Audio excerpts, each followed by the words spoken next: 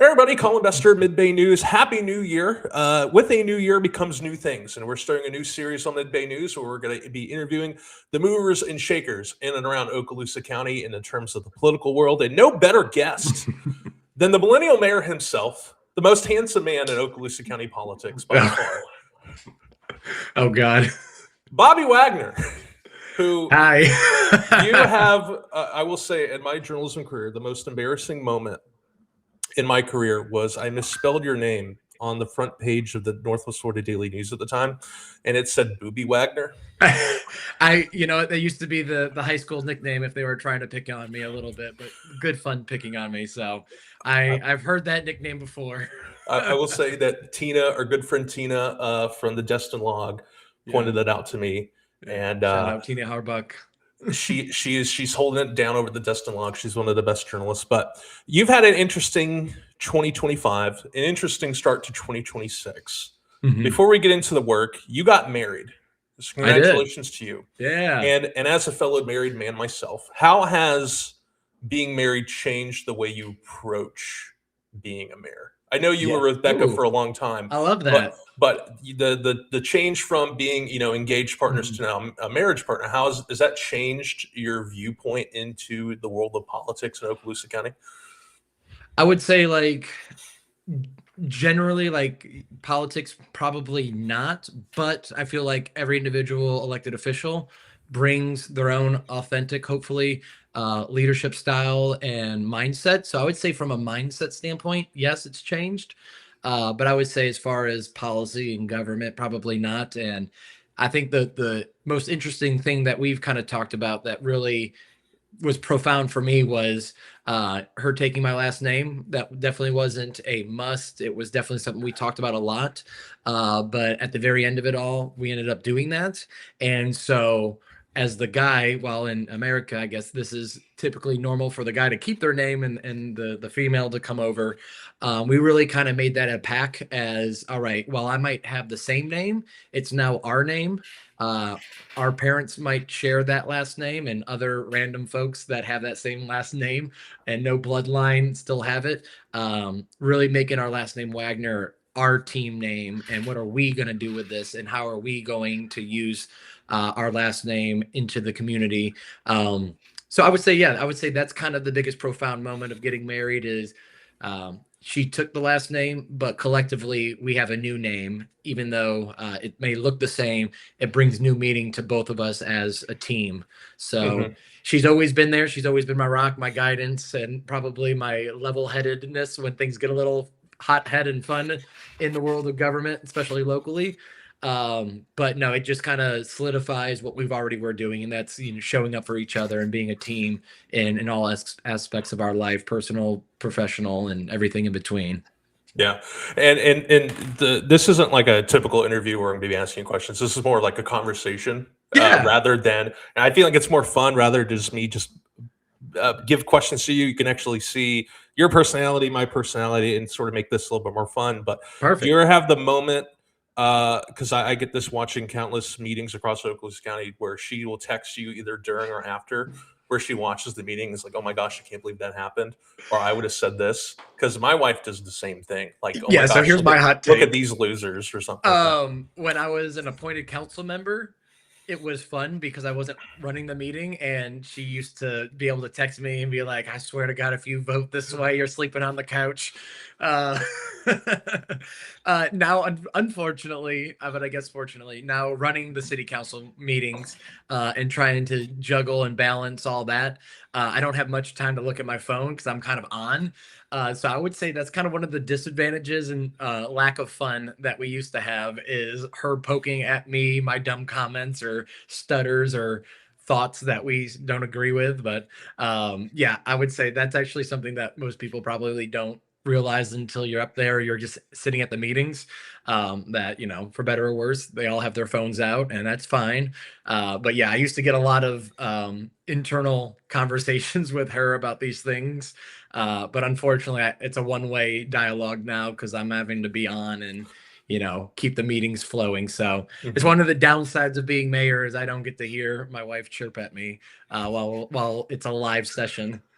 Yeah, and one of the interesting things, you got married late in the year. You went on your honeymoon. You toured the Northeast. We had conversations offline about this. Yeah. We could let people in, but you can talk about that. But you did one of the coolest things I saw any elected leader in Okaloosa County do. Was there was a city council meeting here in Destin. You decided to go live on Facebook Yeah. and talk about the meeting. Pretty much like give like a like the coaches X and O's kind of thing. I kind of enjoyed it. I enjoyed Nice. that part of it so much more that I just watched the meeting through your Facebook instead of actually watching the meeting later. And then when I wrote the article for it, went back to the meeting, did Nice. everything like that. But do you felt like, and a lot of your constituents thought that was refreshing as well. Yeah. What was that main takeaway of like probably explaining things that go on in city council meetings to your constituents and sort of like this conversational tone rather than with the sort of politics speak we mostly see in meetings across the county. Yeah, basically, I'm a no party affiliate, so I'll happily say, gun to my head, I'm probably a libertarian. So I don't think government is the best friend to many people. To answer the question, I would say I kind of did it just for fun because I'm just a psycho that loves local government. And I do truly love our team and our city council members. I don't think we can have debates and we can challenge each other's views on things. But the cool part that I've seen is that we're no longer at odds at what we're going for. It's really just more of how we get there, which is how it should be. We all are kind of, I feel like we're on a good team of where we're going, but to have this third party kind of outward thing, I think I was hoping that it brought a little bit more humanness to government that gets so stiff and rigid and definition this and God snooze fest, if to give it a lack of a better word. And so I think the easiest thing to argue about are the things that we don't fully understand, because without a full context of an issue, you can hear one opinion and think they're dumb, wrong, or incorrect, not realizing they're coming to that conclusion because of all the small little things that I don't really expect any average Joe citizen who's got, soccer parent practice, taking care of the parents, we're all got busy lives, running a business, going to work, all these things, no normal human has time to get into the minute details of government. And that's what elected officials are there to do, is to represent us at the best of our ability to what we think our constituents want and how we want the needle to move. So I don't know, it was a work honeymoon. I had 2 weeks of work in that 7 weeks of honeymoon. So it was actually at the end of one of my work days, and I was like, oh crap, it's the city council meeting. It's the first one I'm going to be missing since I got in 3 years ago. So I kind of felt a little, oh man, I'm not going to be there. So this was my idea. I run a video production company. So to download a free software real quick, grab the YouTube API and plug it into my Facebook and go live. One, I didn't know I was going to be able to pull it off in 30 minutes because it all happened last minute. So this wasn't a concocted master plan idea. It, as always, if you guys know me well, the staff and the council make me look very much better than I am, but I'm very much a last minute good idea or maybe bad idea guy. And so I thought I had a good idea at the last minute. So we just shot from the hip and there we go. So no, the goal was more context for the information at hand, because when we're empowered with knowledge, we have a better way of deciphering the decision making that's going on. And I think it dampers the decisiveness of you're wrong, you're right, and it brings a little bit more middle ground, a little bit more gray zone of what real life is. And that's, with the facts at hand, I believe most people are doing the best they can. And it goes along the lines of what you've been doing in the past. This Facebook feed that you did, you do these fireside chats around Destin, which you've Yep. done one recently. Although it cut off for some reason, and then Yeah, it, technical. no one heard it. It happened. I'm pretty sure it did, but no one ever heard it if you wanted to watch it online. But I feel like in this day of how politics are so divisive, especially when it sometimes seeps down into the local level, where you have someone who's a local official that people trust, and someone can be transparent. I don't think we see a lot of that. And this transparency sort of ties us into the main reason we want to talk to you about, which I assume you have a lot of things to get off your chest about this, which is the Norriego Point purchase. I feel like it's a great segue to talk about transparency to that purchase, and this happened while you were gone. And kind of the first question I kind of want to ask you to get started on this topic is, what was your first reaction to this sale? Was it the Tampa Bay Times article that a lot of people cite was the big journalistic breakthrough, or was it when local media got it by the county commission putting on a press release saying that then Chairman Paul Mixon and Commissioner Drew Palmer, were excited about this purchase, excited about the future prospects of this land? When did you first hear about it, and what was your reaction to it? I first heard about it a half a year before any of that came out. I heard about this when we were at Tallahassee on Capitol Hill at last year's appropriation and legislative meeting. We're up there for appropriation projects, trying to help our constituents get some money for stormwater and all these good fun projects. I heard it as, hey, someone came up here and had this great idea to, what if the condo wasn't going to get built there and instead we bought it for conservation land? To my response, I said, that would be amazing.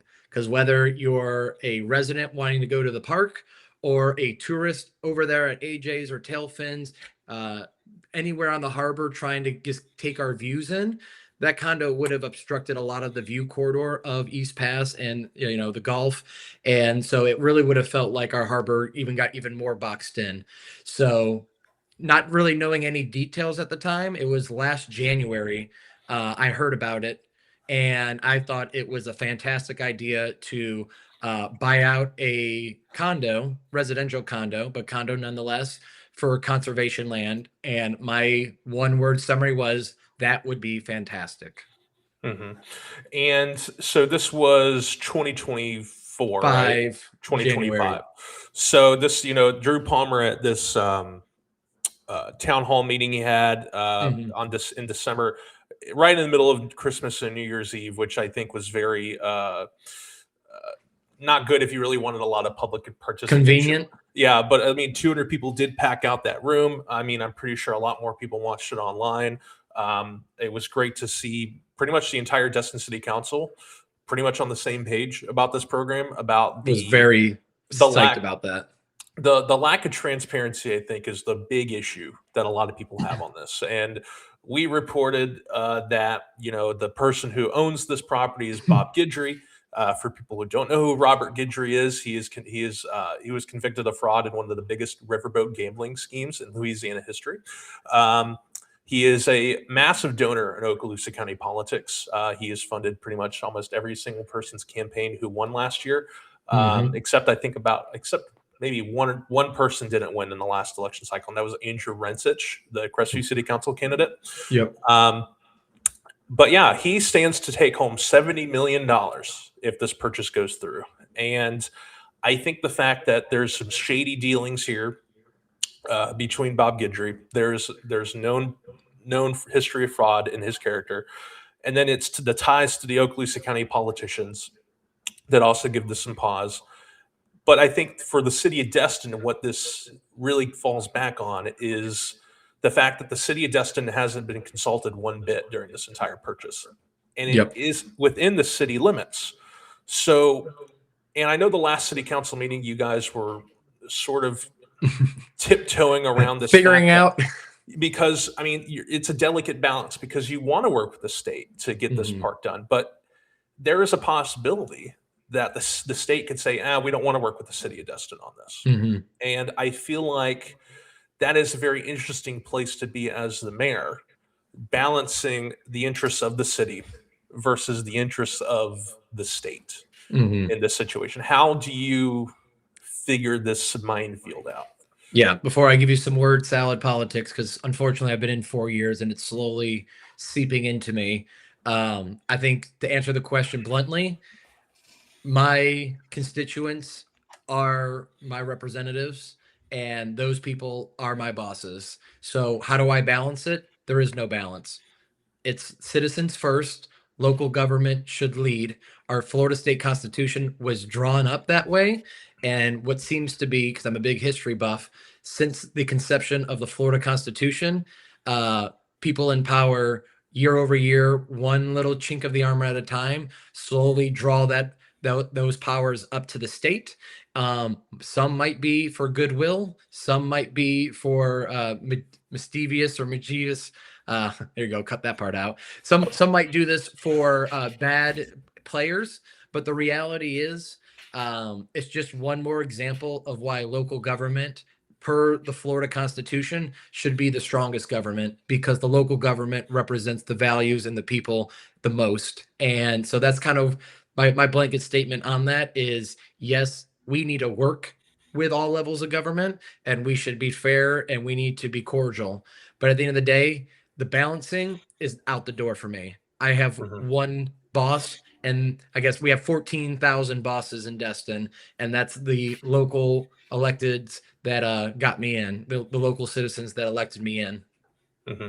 Now, if this process, in a perfect world, and I know government, how it operates is usually not perfect. It's slow, Mhm. but in other parts of the country, it's fast and things get done. Mhm. As a political scholar, I don't want to get too off topic, but you've seen what the state of New York and New York City has done with childcare since the election Mhm. of a new mayor, and it took 8 days to get that done. Yep. This thing has been a year in the making, and it was mostly tied due, and correct me if I'm wrong, but it was mostly tied due to the passage of a new state budget. This was an amendment that Mhm. was thrown into the state budget by State Senator Jay Trumbull, who's a local representative of ours. And I feel like, if you believe Drew Palmer, if you took him at his word, this all started January 2025. No one in this country, or no one in this part of the world, heard about this until August 2025. So about Mhm. 8 months or so. Mhm. And it felt like the city representatives were trying to play catch up to it, whereas no one really knew about it. Obviously, you were upset, and most of the Destin City Council people were upset about this situation. If you felt like the state was more willing to work with you guys in the beginning, do you think this would have become as big of an issue as it has been? Like, it would have been avoided the conflict entirely? I think if the city was involved and coordinated with from the very beginning, I think it would have created more liability for the people who won from this project, because not all of them were in their pockets. So I believe it might have not gone through, at least at the price point wanted, if you had people who weren't on the payroll not saying anything. So, you know, at the end of the day, just connecting dots, it seemed like it was very easy to connect these dots. There seemed to be not too much transparency, just a lack of communication. So I don't know. For me, it should be city managed park, but it's not my, I guess, prerogative to say. It's the state gave it up and gave it to the county. But it's just coincidence how the county and the state connected dots together through this developer. So that's really where I'm at. It's just, if anything, what I say to people offline, and I guess we're going to say it online, is I was just blessed for the first time to see something of this magnitude upfront and personal, and have enough of a behind the scene curtain to watch. But obviously, my title and my power is extremely limited here in Destin, especially when we're talking about state players. So again, I knew early, but the facts that I knew early was, let's not have a tower there. Let's have conservation land. Mhm. And I verbally said that was great. And then, while I hadn't found out the county's plans until everyone else did. So that's kind of where I was also, I would say, deceived, is this idea of conservation, and next thing you know, we're going to have commercialization. So again, I think this is one of the many reasons why people get pissed off with government. They hide behind definitions, and they hide behind line items that are very crafted very nicely to fit a narrative to make things happen, only for the 11th hour for the citizens' tax dollars to be pulled out from underneath them for the intent of the purchase. And so, you know what? We can say the dollar amount was huge. Frankly, at this point, while the dollar amount matters, to me, we're past that. It's not going back. If someone wants to do something about it, great. It's not me. At this point, I'm trying to gain control of something that was always destined, and that is the land literally beneath our residential feet at the end of a residential road at a dead end inside a HOA that has residential covenants of it not being commercial. And yet, from a project that was dreamed up as a commercial dock, as you can see that through the department, the engineers, the Army Corps of Engineers, they had these plans from the developer and said, we want to do a commercial dock. They said, great, everything meets our code, but there's other codes, so this doesn't give you a pass. This just says from the things that we monitor here, you have the okay. We got to the city said no to commercial, and now our own county government's trying to make it commercial. So it's funny how we full circled a commercial marina in the eyes of conservation. And if it doesn't, it's just not passing the smell test for me, and it's just convenient. Yeah, and we just wanted to pull up a map here just so people can understand what we're talking about. And Yeah. this is an old Google Maps issue, Google Maps view from like what 2025. Yeah. But right now in this area right here, there's already dock there. Mhm. It has about 50 slips or so. It's going to be state run, and it jets out about 50 feet into Destin Harbor. And Councilman Jim Bagby, who unfortunately I feel like for you guys, the city of Destin is losing him towards the middle of the year. He'll be moving on to run for Walton County Commission. He said it's already a safety issue, as you know, during the summer. There's a heck of a lot more boat traffic in Destin Harbor, and having something that jets out 50 feet from the south side of the harbor, whereas you have all of these other docks and local businesses on the north side of the harbor, it becomes a safety issue. Yep. Has there been any talk about with possibly the Coast Guard Destin about how to make the harbor safer with this new addition of the dock? Yeah, I mean, I would say from the layman's perspective, and that includes me as just an avid paddleboarder and boater out there, these docks make that mouth of the entrance of our harbor even more of a gridlock and even more tighter. Interesting enough, I was talking to some people, some commercial vessels that are down there. If you zoom in a little bit where those docks are, you can see where that color changes in the middle there. That's anywhere from 5 to 7 feet of color variation. And those docks go right to it. So even with these deep slips for big yacht vessels, because for any local boater who doesn't have a yacht, you're not going to be able to access these docks. They are incredibly high off the water. I might be able to like pull myself up, but no government ADA regulation would allow really anyone other than some kids trying to play jungle gym on a dock to get access to these things. And then you have this the water elevation alone is going to be an issue. These boats can't even get in there because of how shallow that is. So it seems like the developer built a lot of things with a lot of open questions and then pawned it off, and here we are to stuck with it. And now you're going to be asking local taxpayer dollars to dredge. We have a dredging program going on right now. That wasn't part of it, but since we're here with these docks, I've even asked them like, hey, not to say we need to move our project to incorporate more dredging space into this, but have we ever even considered that these docks aren't even usable at the moment because the water table is so low? And so, there's just a lot of questions. As Councilman Guile pointed out very articulately at the workshop meeting, we've had an Army Corps of Engineers do a Part 107, I believe is the terminology. They did a study of our harbor, all to find out, shockingly to any local, that the harbor is over capacity. And that's with these docks having 0 vessels on them. So we already have a federal study saying that, yes, we've already messed up. And now we have the county saying, hey, we have a great idea. Let's bring more vessels into the harbor. Oh, but don't worry, it's for the public. Here comes another fun government reason why we all hate the government. We like to hide behind definitions. Do you realize in the marina world, the water world, that public doesn't mean free parking? It means the public has a right to rent it. So we have $84 million of taxpayer money going to this lot for conservation. If that was it, great. Would love that. high ticket price, sure, whatever. I'm not at the state level. I can't play at that level yet. So whatever. That's a whole other battle for someone else to fight. My fight now is that we're at a dead end, as you can see on the photo here, of a residential area. That land is not zone commercial. The HOA doesn't want commercial through their covenants. And now we have a local county government going against the will of the residents and the local officials and their zoning for an idea that, here's my question, who came up with it? That's all I have to say is who came up with this model, this revenue generating model for conservation.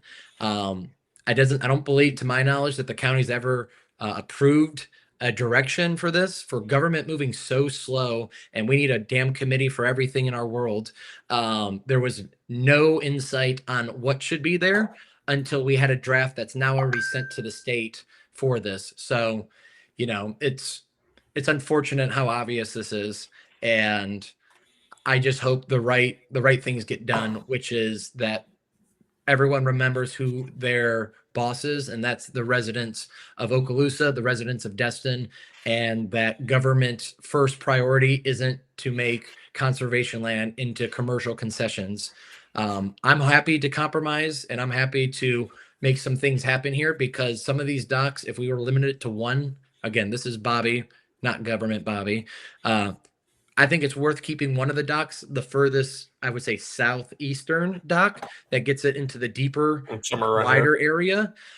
Because the one thing that, if you listen to Holiday Isle and the commercial owners of the harbor on the north side and the residential owners of the south side of our harbor, one of the biggest issues is the cleanliness of our harbor, both aesthetically from the boats that are basically, one step away from being homeless, derelict vessels, and the other of where they put their wastewater and the cleanliness of our water.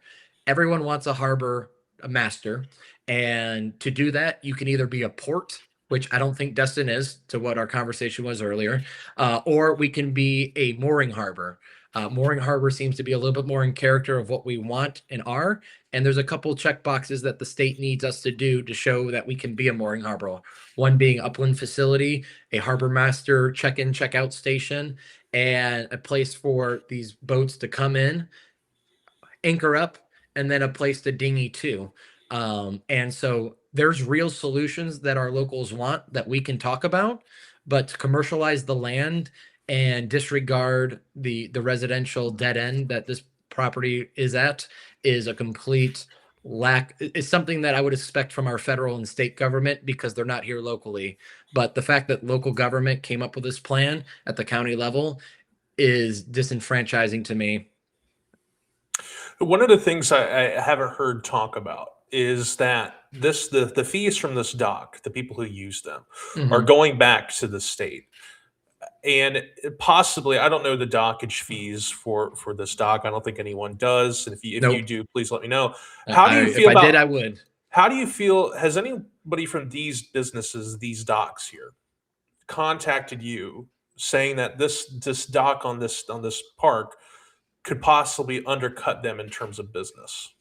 No, that's a good angle and good perspective to have. I have not had any of those kind of personal discussions with any of the owners. I know I was on Facebook Marketplace, because I'm just a little hustler like that, and I saw someone renting their slips for about $1,200. So, not a nautical, not on the commercial side of anything on our harbor, but I would say a fair, medium-sized vessel. And I could be getting this wrong, so I apologize. Comment below and let me know where I'm wrong here. But it seems like $1,200 gets you in the door in the harbor to legally operate a commercial vessel in Destin. And one of the things about this just work on this part of the Destin Harbor as well is that you've seen this photo on Facebook. I don't have it right now. I'm not going to pull it up, but we can edit it in later. But it's this photo, the Norriego Point going underwater during a hurricane. Yes. And now there's still questions about what exactly is coming to this part. Now, I know that's going to become a parking lot, and honestly, that probably wouldn't look the best. I know the dock is already there. fine, it's whatever. Yeah. But if there was even talk about putting a wedding chapel or a wedding space somewhere on here. Yep, that's what they said. They And said event wedding venue.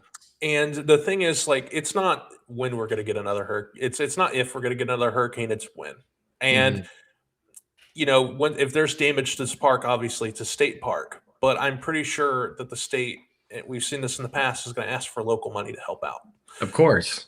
How would you feel about if the state says, "Hey, City Destin, put in $50K, help us out, help us get this stuff off the ground"? Would you be supportive to that idea, or would you be like, Of a "This is venue being there? yeah"? Absolutely not. What in your perfect in the I guess this is the crux of my question. In the perfect world, in Bobby's perfect world, Yeah. Yep. what would you want to see come here? Would you be okay with just the parking lots and the boat dock and that's it? Would you I would don't you even want a see parking lot. What's a perfect world? Government either does not enough or too much. Go walk out there right now. I invite everyone to go out to Norriego Point, our Norriego Point, and because our project's done, the bathrooms are open, everything's good to go. The construction's gone on our side of things. The fence is up on this parcel that we're talking about. But go out there and look at it. It's perfection as is. We're done. We're done. Mhm. Time out. We're done. It's perfect. Why mess up one of the last white sandy beaches in Destin? It's insane to have a $20 million per acre lot now. Okay, fine. But to do anything on it, you're telling me you want to pave half of it? Not you. The county telling me you want to pave half of it? That's a $40 million parking lot, not including the materials to make a parking lot. Oh, now you have asphalt over what is, percolation I didn't know this term, basically how quick water seeps into the soil. So now we're going to have a non-permeable asphalt here. And from there, we're now going to need ditches. I mean, like, when do we stop here? Like, let's just pause. We don't need anything else. If we need some kind of upland facilities for the dock to solve a local issue, I'm game. The beach is the beach. No one comes to Florida because there's a concession stand on the beach. They come for the flippin' beach. So let's keep it a beach. Mhm. Period. Stop. And I see it's this difficult thing because Okaloosa County in the past 3 years, I know this conversation has gone on longer, but it's very interesting to see that we are pushing for more conservation in Okaloosa County. I think that's a good thing to have. Conserve this Absolutely. green space so that no one can touch it. I know Patriot Park is coming. That was one of Commissioner Paul Mixon's big things, and Yep. I think that's great to have along the Yellow River.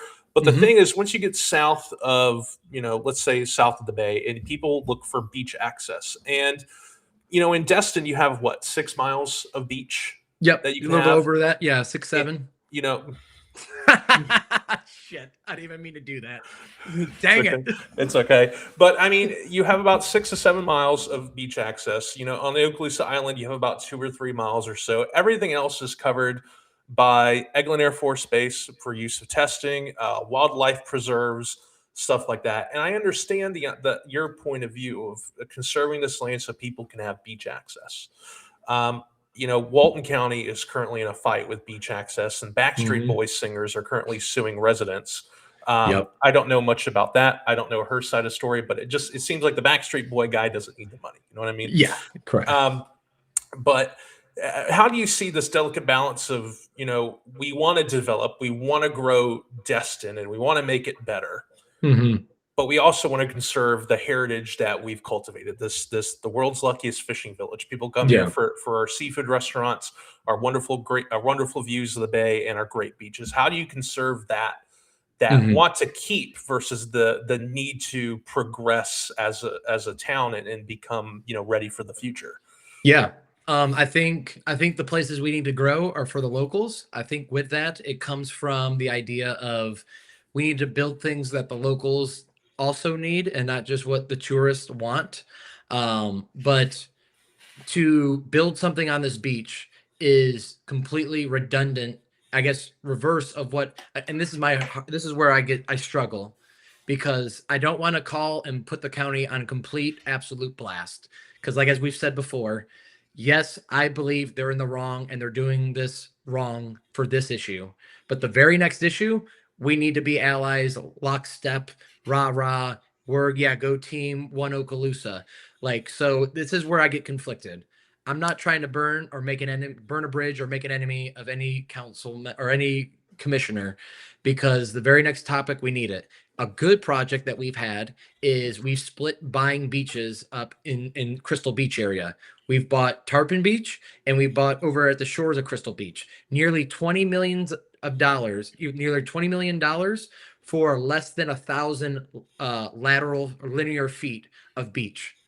But now on the same city for the county, there's multiple cities, but in the same jurisdiction as buying 1,000, give or take, linear feet of beach for $20 million, we have 4 acres of beach, and we want to pave half of it at the tune of what is purchase price $40 million. So it just doesn't make sense. We can't pick and choose winners as government. The winner is going to be Open Beach.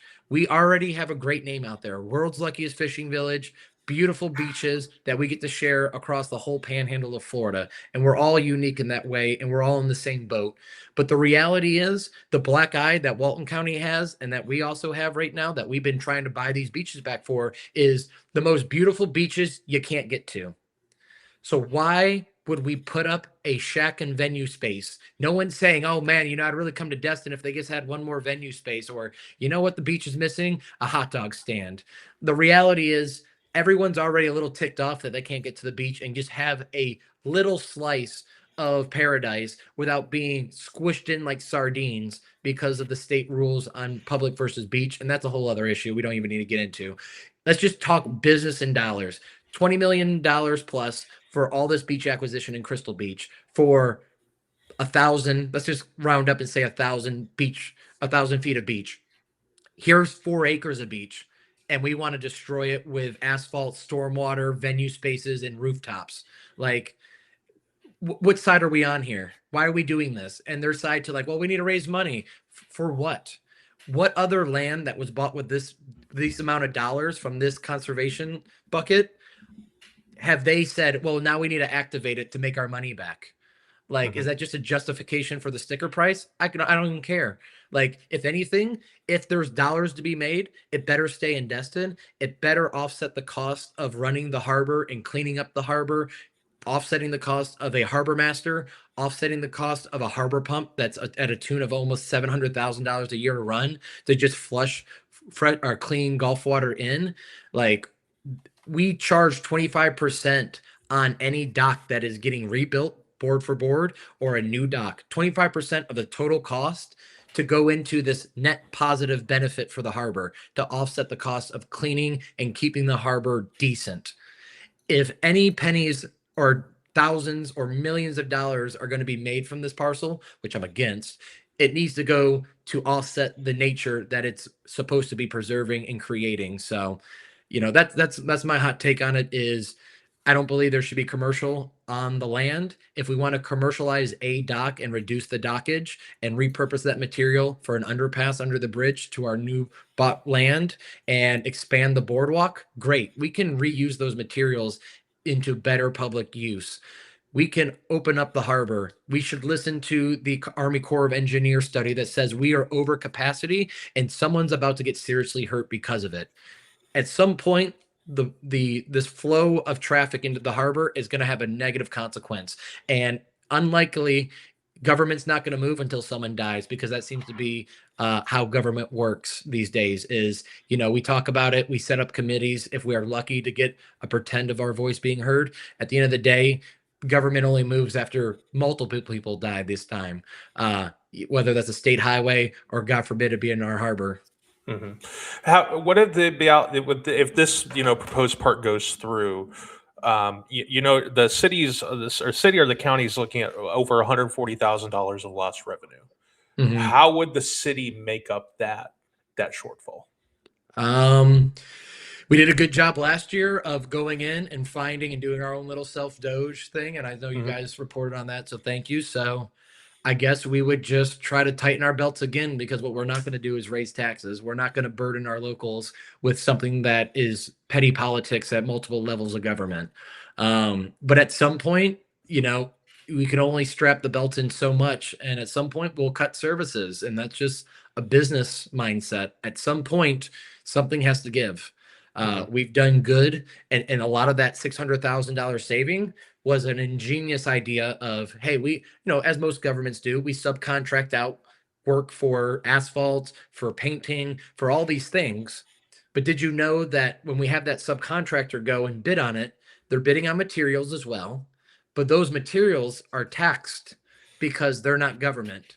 So we went, whoa. Why is a government agency paying a business to then go buy materials for that are taxed? So we go, all right, we tell you what, you tell us what materials we need, we'll buy them because we're tax exempt. And that's 6-7% right there off the top of every project. So like there's only so many more of these little rocks that we can unfold and be like, hey, here's a creative idea. So we're running out of creative ideas to save the taxpayer money.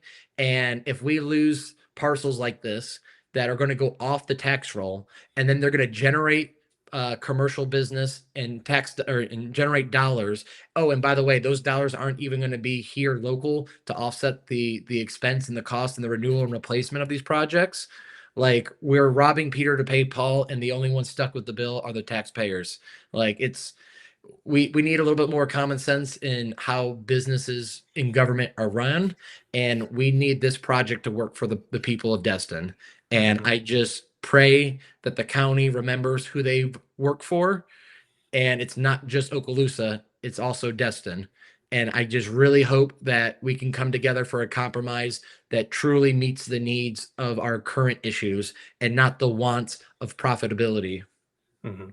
Before we get into a couple other issues, we just talked about taxes, and one of the big things in 2026 this year is going to be the fight of should we keep or remove property taxes in the state of Hmm. Florida.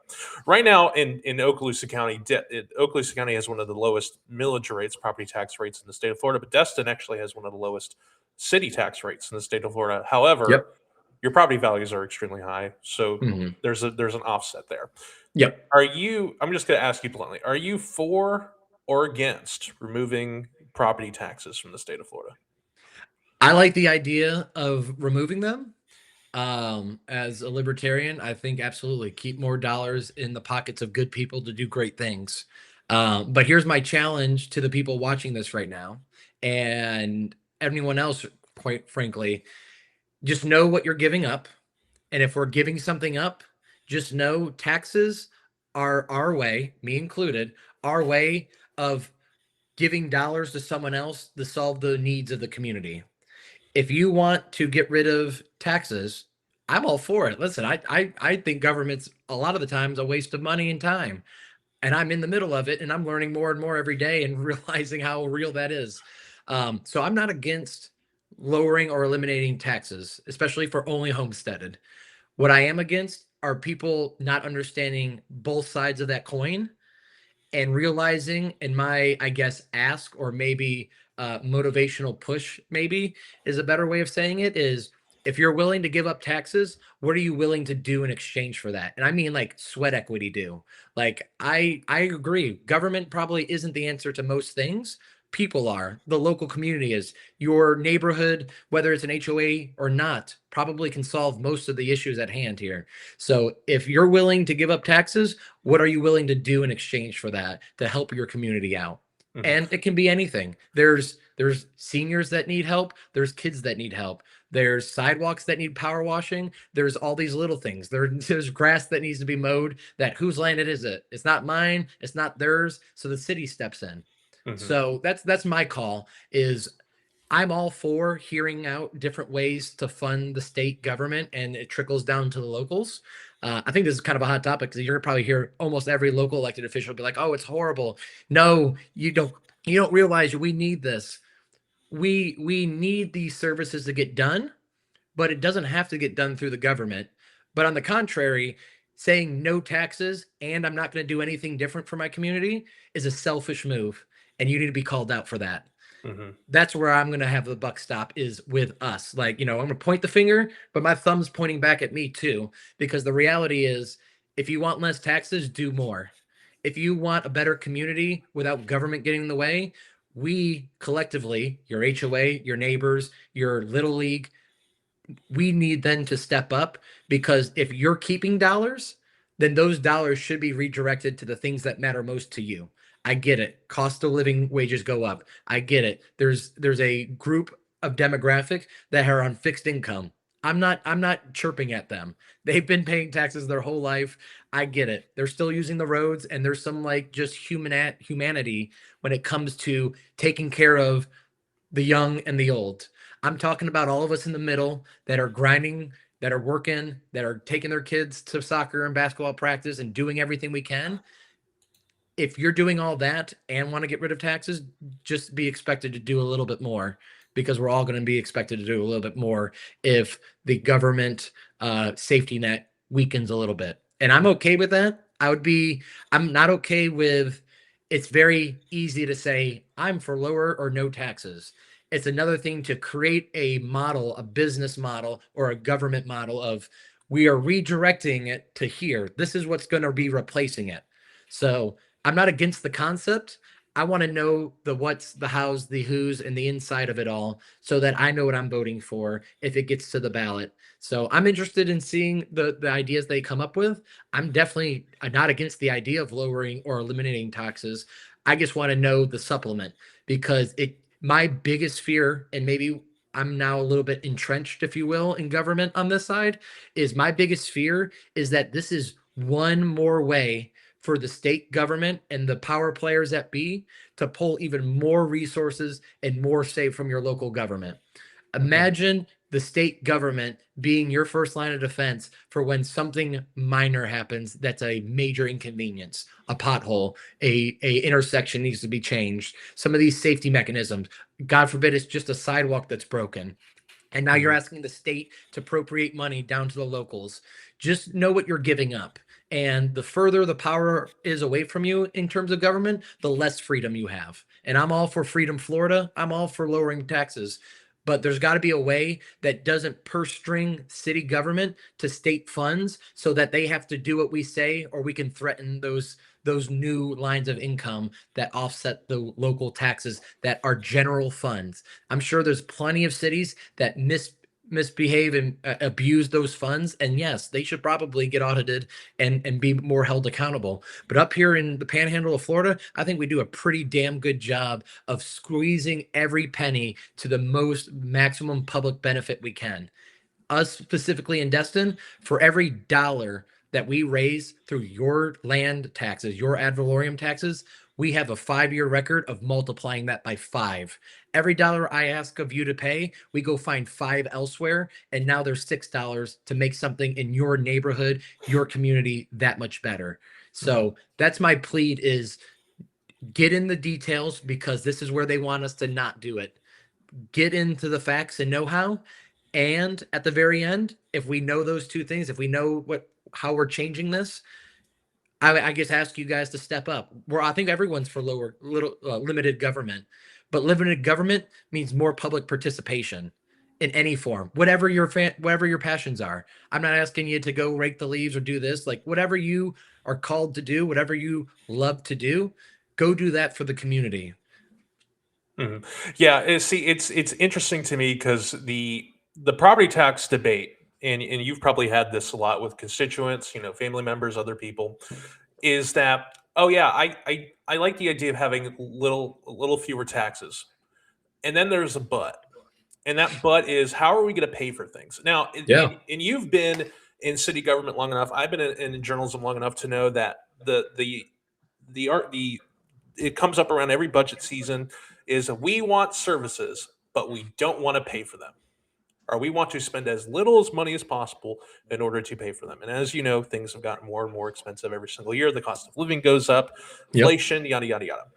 The thing about this property tax debate that is interesting to me is, on the surface, is, oh yeah, no more property taxes, man. How cool. Is that if things don't go well, Pandora can't go back in the box. Yeah. Who's going to vote themselves back into taxation? Yeah. And Mark Franks, Shalimar Mayor Mark Franks, who we love here at Mid-Bay News. I'm sure he's another great guy. David Deitch, city manager in Niceville, another great dude. They're like, hey, we don't mind the property tax thing goes away. We just want to ensure that if it does go away, we can still pay for things. We can still pay for Correct. roads being paved, schools being built. I mean, how would you? Because I know you probably had conversations with the finance director of City Destin. If the property tax goes away, how does it affect the city of Destin? How does it affect like making budgets and paying for things? Because Yeah. I feel like that's something that no one's really talking about. They're talking about as a general 100,000 foot level, but Mhm. 5,000 feet. How does the city of Destin operate if there were no property taxes tomorrow? Yeah, I would say specifically, expect the roads to deteriorate. Expect that sidewalk, don't complain that the sidewalk's broken, just step around it. Don't sue us when you fall. Like it's induced demand on what we're gonna expect. Like what expectation do you want? We're somewhat blessed from the standpoint, unlike many other cities. I would say to keep it factual, because I don't want to give you a hard number and it be slightly wrong here. Under 30 per Less than 30% of our ad valorem tax, that land tax that they're trying to exempt out, is homestead. So I think it's about 28, 29% of all the money we raise comes from homesteaded property tax, which means a lion's share of our money comes from the resorts, the condos, the short-term rentals, all these things that aren't homesteaded. So while some cities will basically financially get wiped off the map unless they're subsidized by the state, I think we could make it by, but currently this year, I think we're projected to bring in about $14 million in ad valorem tax collectively. Everyone, I don't care if it's your first home or your 100th home in Destin, collectively 14 million. As you stated earlier, the state likes when the local government chips in so that there's some skin in the game. Mm-hmm. Well, so now you're asking me, okay, we're going to lose 30% of our 14 million. Let's just call it down. So let's just say we lose $3 million. So now we're down to 11. Now, if we don't get that in other ways, we're down $3 million. It costs us a lot of money to keep the grass cut, to keep everything on, to keep the lights on at Morgan's and all these other fields, the community center, all these things that we know and love and just almost take for granted because we kind of forget someone's got to pay for it. And it's just a collective group of us paying for it. I couldn't, my fear is we would still manage.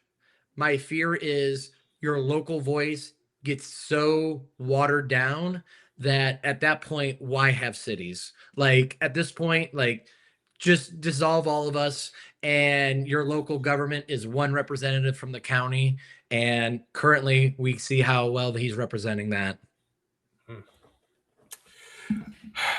Before I want to go down that rabbit hole with you, but I can't. I know. We could talk all day on that. I mean, every time we talk, and I've talked to you more and more as time goes on. It's mostly sometimes to vent because I feel like you and I sometimes share the same frustrations when it comes Yeah. to county politics. But all one question that I want to ask you about this property tax issue is that we already sort of asked the state. We already sort of go to Tallahassee and ask for money. That's what we ask, or that's what you. I don't. I live in Santa Rosa County, so I don't ask Pat Maney. But that's the Pat Maney's. Yeah. I ask Nathan Boyles. Yeah, I live in his district. You know, Senator Gates and Senator Trumbull. You have a legislation delegation meeting. You go before them and say, "Hey, these are things we need state money for." Without the property tax thing, you're basically the purse is just in Tallahassee, and that money is just going to go to anywhere in the state, and there's really nothing you can do when it's Yep. like, hey, we need state money to like let's the crosstown connector. Yep. The state's gonna be like, there's bigger issues in Pensacola, there's bigger issues in Tallahassee, South Yeah. Beach, stuff like that, and it's sort of just.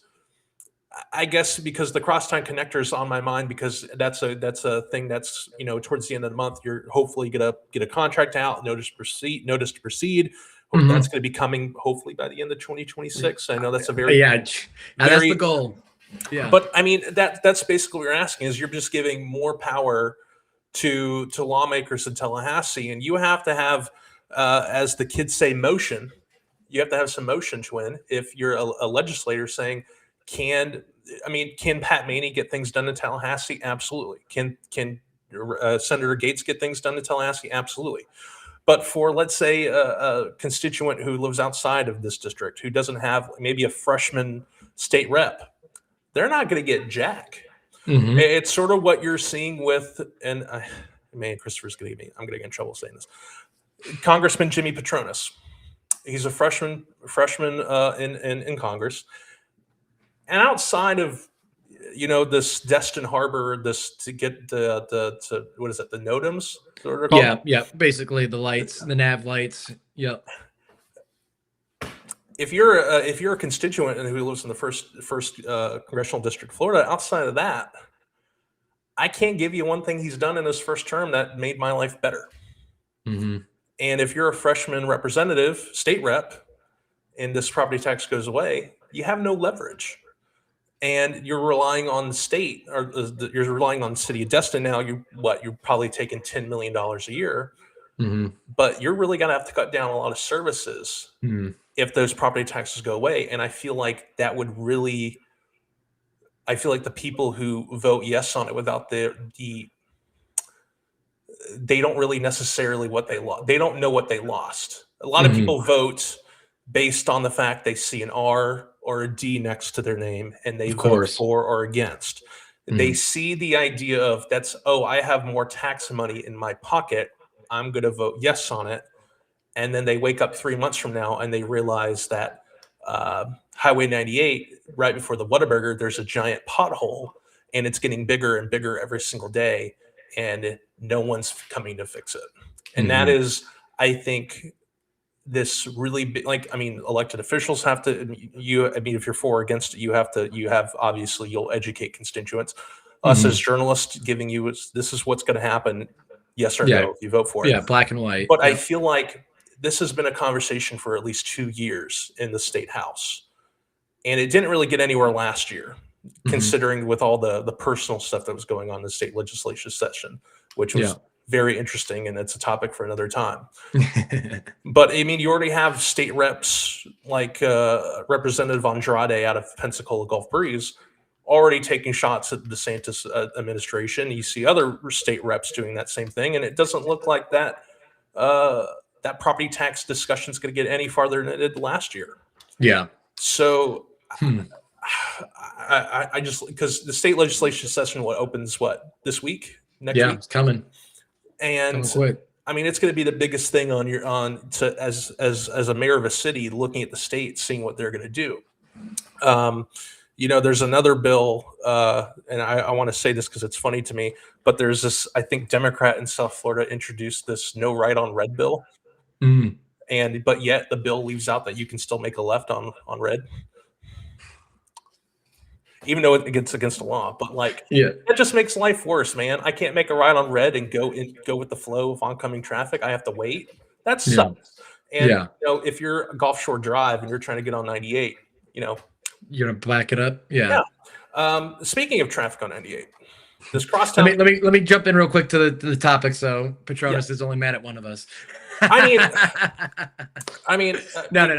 It's an example. Talk about that NOTAM thing, because we talked about it before. And so let's just. I don't hate Congressman Jimmy Petronas. I don't hate him at all. He's been wonderful every time we talk to him.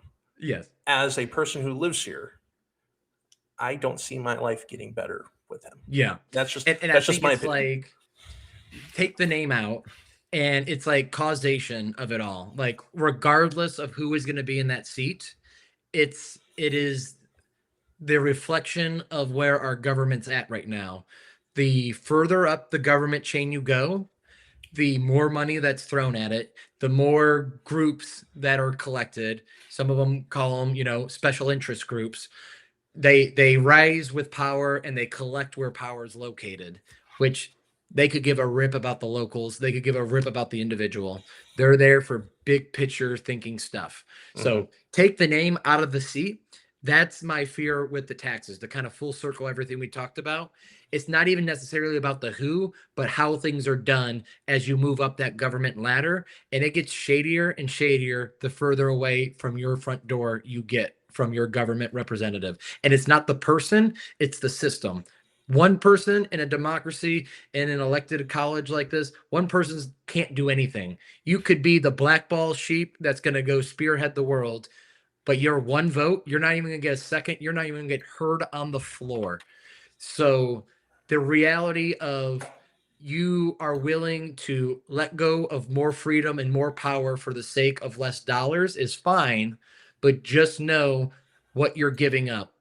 One of my biggest griefs is when we have to allow a development to happen and they go, damn it, Destin, I thought we were on a new page. Why do you keep allowing the same crap to happen? And my response is because the state has handcuffed us and we can't say no if they meet the code. And that's freedom Florida for you. It's freedom for him to build whatever they want, and it's freedom for you to say whatever you want. But the reality is, you can't have one side without the other. And so my ending quote for this would be, just please do the research and know what you're voting for, because I'm fine lowering it, but my fear is that by lowering or eliminating taxes, you're giving up more of your voice and more of the thing that actually helps. Because the only thing I'm certain of is if you have a problem with the city, my desk, actually, I don't have an office at the city. I don't get paid. Uh, the city hall is down the road, and you can bang that door down and you can come to our meetings. And there's 8 of us that all live within the city. You have an issue with the state. Guess what? There's over 500 House reps, there's 1,000 senators, and there's a governor cabinet that lives across a huge state of Florida. Good luck getting to all of them and seeing your side of the story. Locally, we all live here. Locally, we have the same issues as you. We see it. We're in the traffic. I'm seeing the homeowners insurance here on a sandbar called Destin. We live out the same issues. The further you give your power away and that purse string goes further away, the less effective it is, the more doge we need, and the less say that you have to make things change, let alone quickly. So my fear, and to the founding fathers, is they were afraid of federal government and local government. They wanted local government. They wanted it to be representative of the people. And unfortunately, because we've deemed at the Supreme Court level that organizations had the same rights as humans in terms of campaign financing, I'm sorry, but the higher you go, the less voice you have, because your dollars and donations go less, your letters and support are less, and it takes more to get anything done. So I am a huge proponent of local government. I'm a huge proponent of lowering taxes. If anything, I say, state, why don't you do your own Doge audit and keep this thing local, as the state Florida Constitution was written and drafted and voted on and intended to be so as. So, I think we get caught up yelling about big issues at the federal and state level, not realizing that a lot of this should be done at the local level. And, it's only what's on Fox News and CNN that we talk about. And so we get distracted with all these big headlines, not realizing that year over year, your freedoms through your local government are slowly deteriorating and eroding away. I mean, it's getting to the point where, I mean, we're both millennials here, and Woo! I would Barely I would made the cut. I would say that it's harder for us to live here. I love living in Florida. I really do. It's where I work. It's where I grew up. It's where I was born. But the problem is, it's getting really expensive to live here, to the point where, people are like, "Oh, why don't you live in Okaloosa County? You cover Okaloosa County." I pay $800 a month in rent Nice. for a two-bed house, a literal house. I pay $800 a month in rent. Like, I can't beat that. And I'd rather, drive and listen to a podcast for an hour to get to where I got to go, versus live and pay astronomical property taxes or property values and astronomical rent in some apartment building. Or I get this might be a year old data, but I think the average studio apartment in Destin for rent early last year was $1,800 or $1,900. And the average rent is $1,400 in Okaloosa County. Yeah. Speaking as trying to make things, Destin a better place to live. We've already been here an hour, and every time I talk to you, we always go over an hour. So I feel like we've got to wrap this up because like my Yep. wife's going to get angsty. You have like your other duties. Yeah, I got my real job. Yeah, there's a school board meeting this morning. I haven't watched it yet. We got to get on it. But Okay. Congressman Jimmy Petronis announced Friday that the Coast Guard committed to restoring critical navigational infrastructure in East Pass. I know this is one of the steps to make East Pass a little safer since the tragic death of Trinity Esslinger last year, where she drowned on the East Pass. I know it's great that we are getting these aids to navigation at the Destin Pass, but are there other safety improvements? Because I know the city council was talking about them in the wake of her death last year. Where on the updates of other safety improvements to East Pass, and sort of talked about that whole East Pass situation.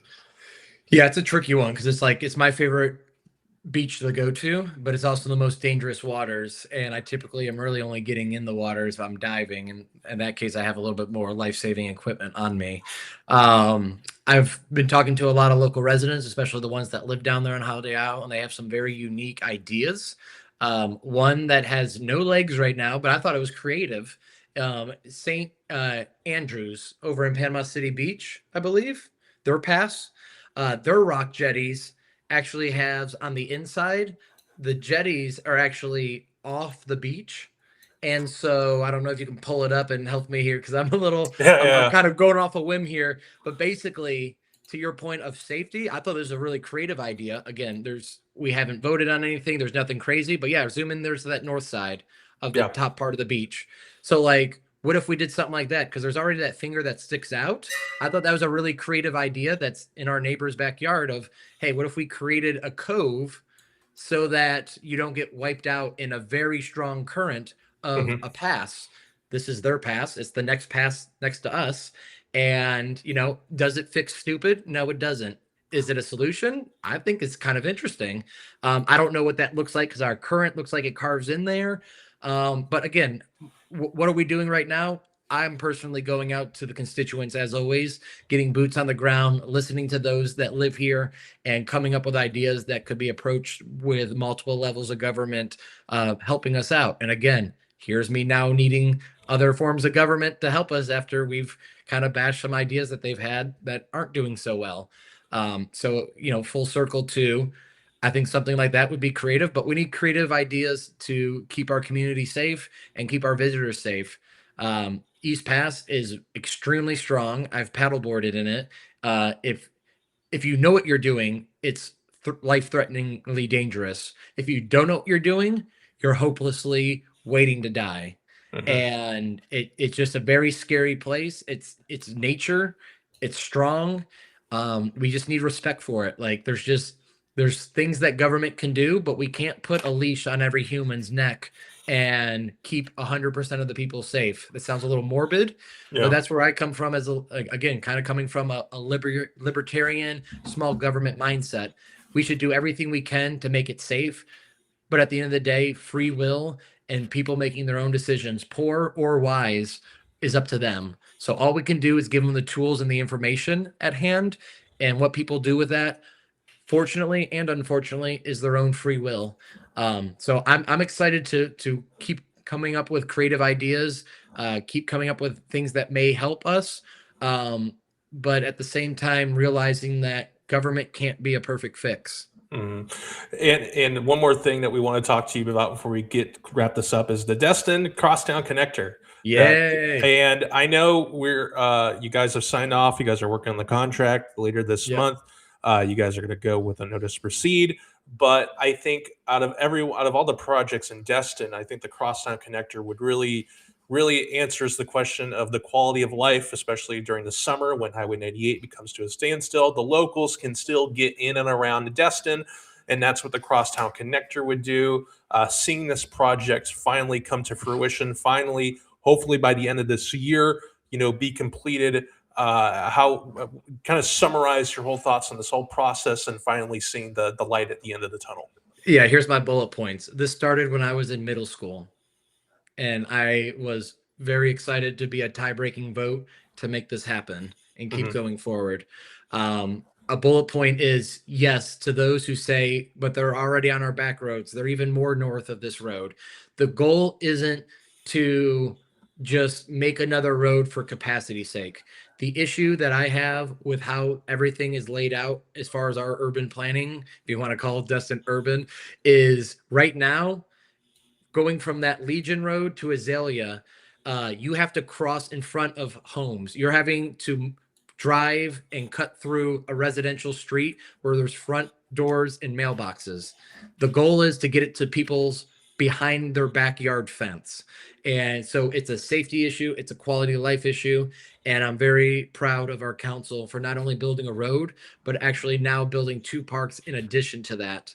Because instead of having 17-foot parks called stormwater swells that were going to be 17 feet deep, and you're going to have cars driving literally above your head, and we're going to call that a park when it's dry and stormwater when it's raining, is absolutely stupid. Again, government just trying to be cute with definitions. I'm very proud that we ended up going with, unfortunately but fortunately, a more expensive route, but in doing so, land in Destin's precious, as we all know. There's not much left of it. So every inch of green space that we can fight for and pay for, especially when it's going to be a long generationally used park, I'm in for, and evidently the council was when they voted on this as well. So not only are we going to get a 2-lane road, one each way, but it's going to be designed for the people in mind, which means road, trees, sidewalk, grass.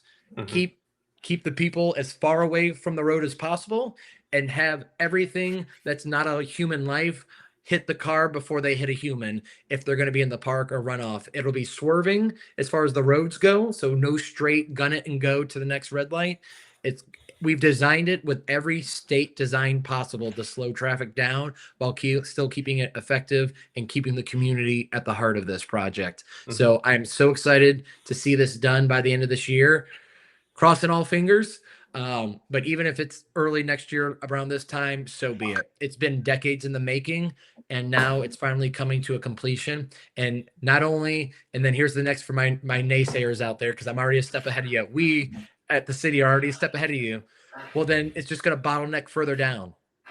Yeah, of course it is. And we take that into consideration, and we're already designing and funding the next bottleneck that we know of. And that's going to be a little bit further down on Azalea Installment intersection when it comes to all that. So yes, and yes. The answer isn't no. The answer is yes. And we're going to do this for the community, and we're going to make the next proactive steps to solve the issue that we already know is going to be coming because we've completed one step. All rail lines are laid one track at a time, and this is going to be a local corridor to get us from east to west in Destin as safely but pedestrian and human life first as we possibly can. Is there any other thing in 2026? Like, I know I don't think you've done the state of the city address for Nope, not yet. 2025. But is there anything in 2026 that like you're looking forward to, you're working on behind the scenes that you sort of want to like, unwrap, let the people know what's going on? Yeah, it's called Are all these annexation. It's gonna be a fun to promote all the positive reasons why someone in unincorporated Destin, me even door knocking and talking to locals out there, a lot of people don't realize that you're not in Destin. Yeah, if you even type in like Destin unincorporated, that we have a nice little map, even if you just Google image it. And that'll help people. Basically, if you're north of 98, east of I can't type Walmart. Yeah, I can't spell, so I can't help you. There we go. Yeah, there's the map. Found it. There you go. If you're in those colors, That's a better one as far as that's showing what is in the city limits. So Yeah. if you're not highlighted there, you're outside the city limits. Shout out to them. And so you don't get the parking pass, you don't get the perks, you don't get the free launch at Joe's, Bayou, boat ramp. There's so many little things that add up. If you have kids, your entry fees to any co-ed. I mean, I love softball, kickball. If you're outside and you're playing co-ed, or if you're signing up your kids up for sports, 3 times the price for not being in the city. So what does that mean? That means that we have a lot of little wins that add up to a lot of great value. But again, it comes down to ROI of the community. What I'm asking people to do is add 1.615% of taxes to their roster, minus a county park tax. I don't know if there's a county park in the city unincorporated limits of Destin, but if you're in unincorporated Destin right now, you're getting charged nearly 0.299 ad valorem tax for county parks. There's not a county park anywhere near your neighborhood or your front driveway. So that's 0.3% taxes that offsets that 0.6. So I'm asking you to now go to 1.3% more tax. With that comes the benefit of becoming inside the city limits and all the parking passes and perks that come with it. In addition to that, and here's where it gets granular, and I won't bore everyone with these numbers. A lot of these, we're kind of talking about the state holding purse strings for the city earlier. Did you know when you're pumping gas, part of that dollar per gallon is taxes, and it's a sales tax 1 and 2 is what the state calls it. It is all collected and goes up to the state, and then it comes back down and gets distributed based on your population. So while the city of Destin sees 5 million tourists per year, we only get the dollars of that gas tax that it was generated based on the residents that live here, which is currently, let's call it 14,500. If these other 5,000, 6,000 residents come in, we're now a city of 20,000. Without taking another penny from your pockets, the city of Destin now has an additional $300,000 to $400,000 in gas taxes. That's for your local roadways, for your highways, and all the roads that you go from your front door to your grocery store to your ballet dance classes and everything in between. So, yes, I'm asking for more money. Yes, I'm asking for more money while the governor says that we're going to cut sales tax or ad valorem tax for homesteaded. I think that makes it even a better win. If he wins and we win, that's like a triple win. So I would say, in short, for annexation, it's not about what you can get tomorrow. It's about what we can do together in 5 years and in 10 years as a collective whole. Mhm. We would anticipate gathering about anywhere from $2.5 million in more generated funds as an ad valorem tax, as a local business tax, or I'm sorry, local land development tax. Jesus, local ad valorem tax. Let's just keep it there. It's a Monday. Yeah. You're fine. So let's just say, let's call it 2.5 million per year in new generated general funds, which means we can go anywhere with this. That means we can improve Commons Drive safety. We can really make some safety improvements to some intersections. We can optimize some of our roads. We can create a better aesthetics for the roads that are unincorporated Destin, because right now you're on the same schedule as Highway 85 as far as lawn care treatment. We can improve the quality of life and the safety and the aspect of life outside the gated communities. And only 44% of unincorporated Destin live inside a gated community. The majority of them live in general basic neighborhoods like the rest of us. And guess who is on the hook for their infrastructure, their roadways, their stormwater, their HOA? There's special assessments that are going to be happening to be doing work that a city could be doing on your behalf and doing it in a more effective and approachable means. Not only that, even if you're inside the gates of Kelly Plantation, Regatta Bay, I have a great case study for you. South of you, we have a gated community, Destiny, and they have a stormwater issue with Four Prong Lake. If you're at Crab Trap, it's that pond north of Crab Trap. It was flooding into people's homes. This is a fully gated community, private residential area. We went to bat with their HOA presidents, got it $1 million appropriation thanks to Pat Maney and our Senator Jay Trumbull, and honestly our whole legislative delegation. We went to the county, got money. So not only am I asking you to chip in a little bit, but it's the millions of dollars that collectively we can gather together. So I'm asking you to join not even a government, but a small business mindset. Yes, there's Four Prong Lake. Yeah.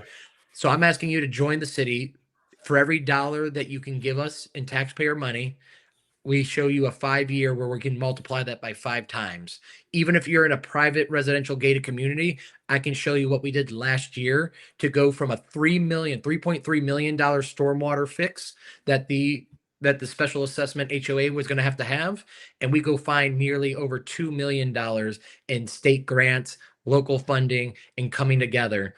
So it's not just, yes, your taxes will go up. That instantly would say that's a no for me, sir. But for those who care to listen, the community as a whole can rise together and we can do so much more collectively. That 2.5 million, with a 5 times multiplier, now you're talking over $10 million in 1 year. That's $100+ million in 10 years. What kind of generational like advancements could we do for our kids, for our elderly population?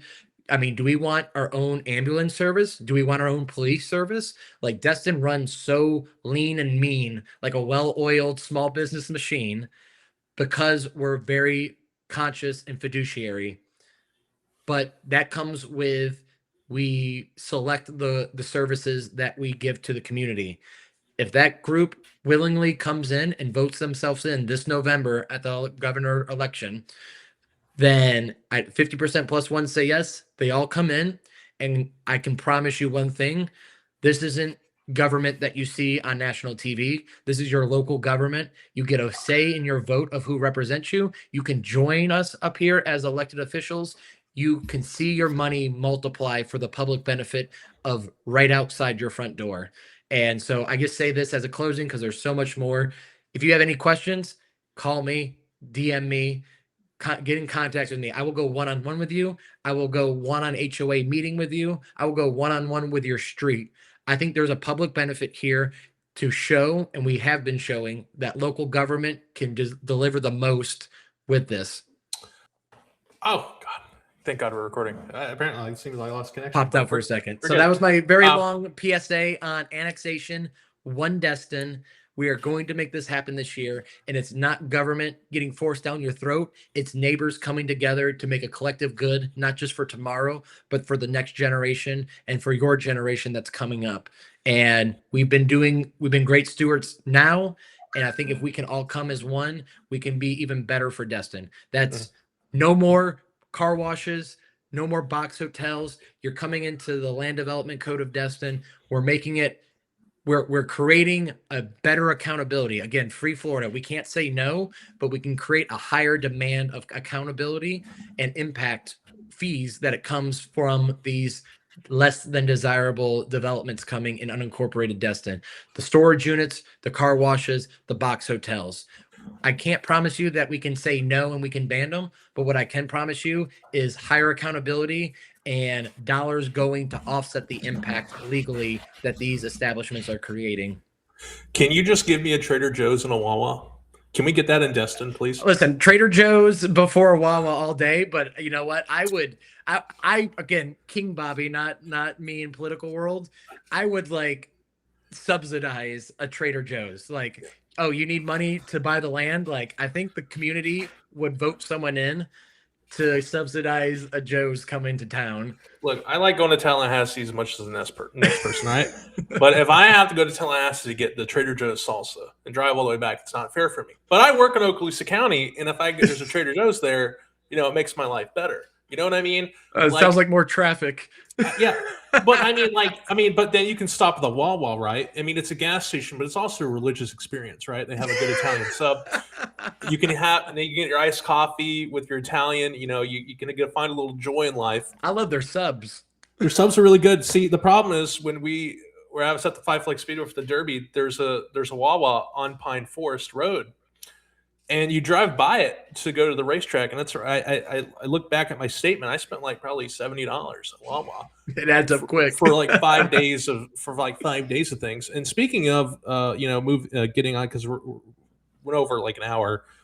I'll keep going. I know a lot of these are going to be little sound bites, and if you're hanging out with us this whole time, I got the biggest sound bite, probably two of the biggest sound bites for you in these last three questions. Okay. What do you think about the state of Okaloosa County politics right now? Where can it get better? Mm-hmm. And where's it already good? Where can it get better? Mm-hmm. And what does the future look like? I'll start with the good. I think we have done a great job of creating community partners, whether that's military bases at the largest extent, all the way down to small businesses. I do think we're very pro local small businesses, and this is a great area to raise a family, to expand a business, and it's just a very unique area. I'm glad that we have Triumph Gulf Coast, and we have a lot of unique ways to bring the right type of high-skilled, high-wage jobs to this area. Where I'm a little disappointed is at the the reality of our democracy when it comes to who truly makes things happen for our community and who pulls the purse strings and influence. I think it should only come from the elected officials who are getting their direction and cue from the local constituents and the citizens of Destin. This is not unique to Okaloosa County. This is probably a state and countrywide issue, whereas power and money is getting conglomerated and getting concentrated, so is the influence of our elected officials. And so for me, I'm pretty disheartened from the reality of who can pull strings and make things happen because of who they know and what they can do for those that are in power, who have forgotten that they're in power because of the people who voted for them, and not the few but the many.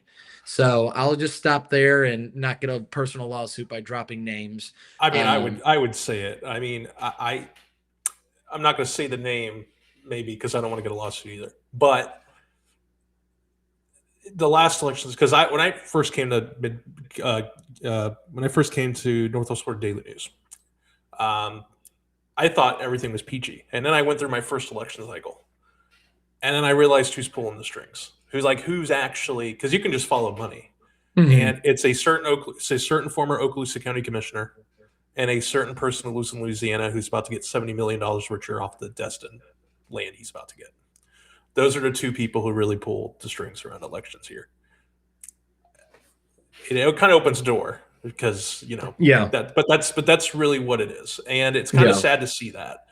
Rather, because when you're having a guy who's well off tell you who you should vote for, I mean, not everyone has $100,000 house and a nice car. You know what I mean? People Mhm. rent, and there's a lot of great candidates in the 2024 election cycle. A lot of them who I think I've met with every single one of them, Mhm. and some of them were really cool. Some of them had great ideas, but some of them just didn't have the support from certain individuals who didn't Mhm. get elected. Um, Yeah. Yeah, but winning. I would say the last part there is winning's easy if you give up a little bit of yourself. And the reality is, what I believe would destroy democracy is where we get to a point where all these elected officials don't stand for anything, so they fall for everything that these people with power and influence tell them. And it's fine to have groups and pockets of values. I don't mind that people can donate. It's just, it's hard to say to the next generation coming up that you can be anything and you can do anything, when in reality it seems to me these days it comes with a little bit of asterisks, and it also depends on who you say yes and no to. And so, it's fine. I think grassroots movements and true genuine leadership will destroy any amount of bankrolling that's out there, but that's a lot of work. That's a lot of hard work, and especially for cities like ours where this is an unpaid position, it's stupid to run for something to lose money because I'm here doing things like this and representing the people versus out there collecting a paycheck in my small business. But I love my community and I signed up for this, and I'm kind of getting a college education in multiple different industries by being in the street. So that's kind of where I find some grace of, like, you know what, I might not be getting paid, but if knowledge is power, I'm putting in reps every day and building my mental muscles out. mhm. So I say that is we're in a blip of history. I don't think this is a, oh, woe is me, it's over. I just think if no one challenges the status quo, and hell, I mean, if I stay in government long enough, I'll be the status quo, and I hope someone challenges me and kicks me out, because then I'll be an old guard. But the Mhm. reality is, it seems to me that people are placed into positions and don't rise to the position. And when you have people that are handpicked because of one reason or another, um, there's no wonder why you see this unprecedented growth for the farmers of Baker, that you see this down here in the fishermen of Destin getting upset about this parcel. Like, you're pissing off the people because the people didn't actually, you didn't give them your time up to listen to them. You only gave your time up to those who paid it and wrote you a check. And so I think the pendulum swings back and forth. And while we might be on an extreme side of things and people can hide behind parties and politics and beliefs all they want, I think eventually the truth will be known and people will figure this out, because I think the average American is not stupid. They're just busy. And when it becomes self-apparent of what's going on, they will basically be self-appointed to get the hell out. Hmm. And speaking of the future, we've talked about this offline, and it's kind of interesting to finally get this on the record. But what does the future of Bobby Wagner in politics look like? I Yeah, know, so because in the past, like, hey, maybe you should run for county commissioner, maybe you should run for the seat, and you've been very happy with the city of Destin. You feel yeah. like you've done a great job. A lot of people feel like you've done a great job as the mayor of Destin, and you're putting the city on the right trajectory for the future. But probably there's a part of you who wants to probably climb that political ladder, right? Does that thought ever Yes, cross your mind, or yes like, and no. So here again, kind of to our dislike of where things are at. Even earlier saying, if a black sheep wins and goes up, a party of one's not going to change anything. Um, if governments higher than the city functioned in similar capacities, I'd be signing up tomorrow. The reality is I would run with no party, because while I'm physically conservative, extremely physically conservative, I'm fearful that I'm 32 right now. I have to deal with the federal debt the rest of my life, because that's not going to be a 1 year like solving thing. But I truly believe that every great empire falls because of the cyclical cycle that we're on. And right now, we're getting very close to that debt spiral because of outspending and underproducing as a GDP of a country. So I would say if I go up, it's not about me. If I go up, it's because I found a purpose and a calling to really make sure that the locals of Okaloosa, Walton County, this panhandle of Florida, if they would have me as a local party and not as any political party, I'm all in, because the reality is I have no problem with the Republican Party. I don't really have much problem with the Democratic Party. I think the polarization and people just word vomiting what they see on their favorite outlet online at a national level is kind of a really dangerous thing to do if you really aren't committed to finding the facts and creating your own opinion, like parroting what the talk host said. They're not news, they're entertainment. So I would run. If I go up, I'll run as a no party. I think that might make me independent party, whatever they want to call me, but it will be at the core and and the heart of it will be a local party, because just the same reason I ran for Destin was because I felt like, and I've heard time again, that the locals felt like they were being sidebarred, they were being reduced, that their voice wasn't being heard.